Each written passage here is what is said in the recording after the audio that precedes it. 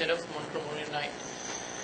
Right now, this research was mainly conducted in the Material Science and Engineering Department in the University of Montmorillonite with myself, Dimuthu Wanasinghe, and Dr. S.U. Adhikari.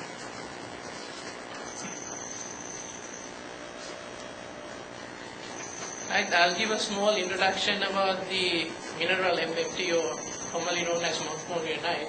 Now, this is a clay mineral that can be found in most of the clay deposits located in Sri Lanka.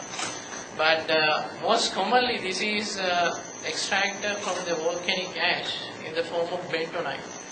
Right now, this bentonite consists roughly about 80 to 90% of Montmorillonite clay minerals. Right, so the extraction process from this bentonite is actually pretty simple. Right now, the importance of this clay mineral is that not because it's just simple clay, but these nanoparticles of these clays can be used in the synthesization process of a polymer clay nanocomposite. Right now, we all know polymers in the Sri Lankan industry. They have been using it for a very long time, especially the rubber industry. This rubber, Sri Lankan rubber, is commonly used in the application of tire industry. In the process of the making solid tires, this composite is actually very important. When you make this composite by using this MMT nanoparticles, not only the physical properties but also the thermal characteristics can also be improved by a greater degree. And now this is going to help in the improvement of the quality of these tires, especially in the solid tires. And now this composite has actually been manufactured in Sri Lanka for the time being. And they are manufacturing this polymer clay nanocomposite by using MMT nanoparticles. But all of these particles, or these clay minerals, are currently being imported to Sri Lanka. Right? So the main import is, of course, we have the Low Star Tire Company. They are the main importer, and these things are usually imported from USA, where they extract this clay from bentonite. Now, due to the high cost of this import, actually they are trying to deviate from this composite and go to the more traditional methods. Right now, what happens is, of course, when you do not synthesize this composite, the properties of the tires manufactured will be reduced. Right, so that is going to be a disadvantage in terms of the quality tires manufactured in Sri Lanka. Right now, this clay can be used in the synthesization of this composite because they readily bond with the polymer molecules after a small modification. Right now, in order to bond into the polymer molecules, right, you need to carry out a small modification. We call it the sodium modification. Right, you have to make the sodium variety of this MMT clays. Right, so afterward, it can be treated with ammonia and they can be readily bond with the polymer molecules. Right now, there has been research that has been carried out regarding these aspects as early as 1970.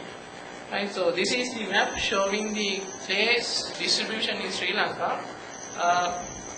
You can see this slope area up to downward. Right, we call this the dry region of clays. Right now, Montmorillonite or MMT is present in this region. Right now, remember this research was carried out in somewhere in 1971. Right, so from that point onward, nothing has been done to actually to get this or separate this mineral and use them in some sort of industrial application. Right, so my research was mainly focused on the use of clay deposits located in the Anuradhapura district. Right, so the Nachchaduwa area, which is located in Anuradhapura district, was mainly focused on this research. Right, the main reason was those clay deposits are already being mined. Right, but for more traditional purpose like pottery or roofing tile industry. Right? The value addition given to these clay deposits is actually minimal. So this is the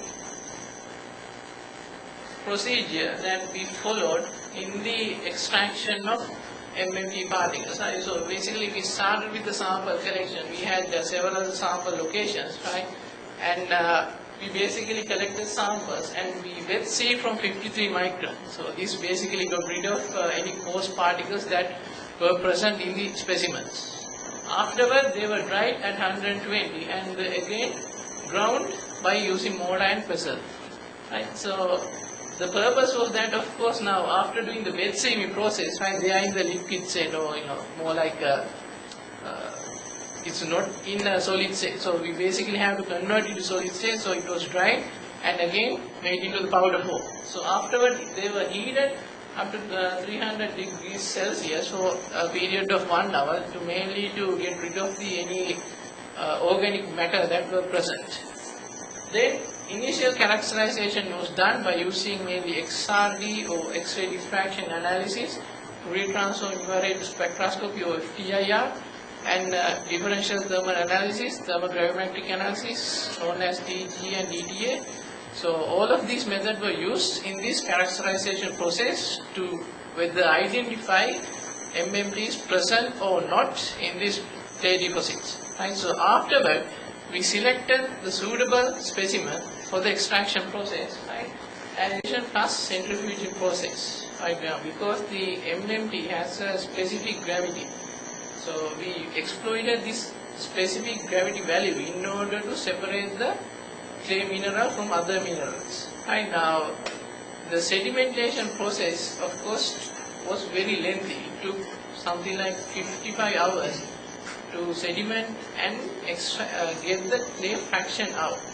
Now, the expectation of this sedimentation is mainly to get rid of impurities, especially quartz. Now, quartz was present in all the specimens.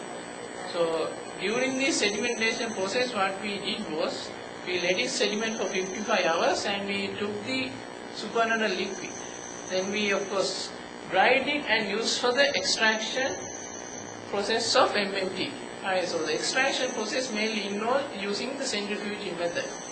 We mix them with sodium chloride with a molecular weight, then mix with sodium chloride, then we centrifuge for a given number of hours.